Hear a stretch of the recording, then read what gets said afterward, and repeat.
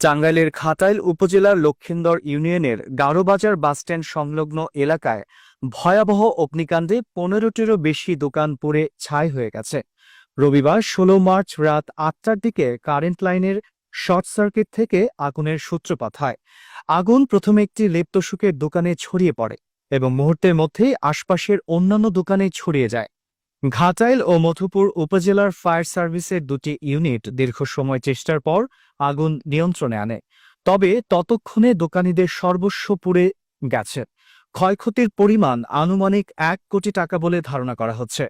ভুক্তভোগী এক দোকানদার জানান, আসন্ন ঈদ উপলক্ষে তারা দোকানে পর্যাপ্ত মালামাল তুলেছিলেন, যা এই আগুনে সম্পূর্ণ নষ্ট হয়ে গেছে।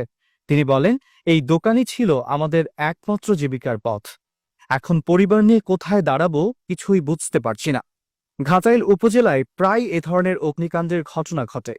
এ বিষয়ে এক ফায়ার সার্ভিস কর্মী বলেন, মানুষের মাঝে সচেতনতার অভাব রয়েছে, ফলে উপজেলায় অগ্নিকাণ্ডের প্রবণতা বেশি।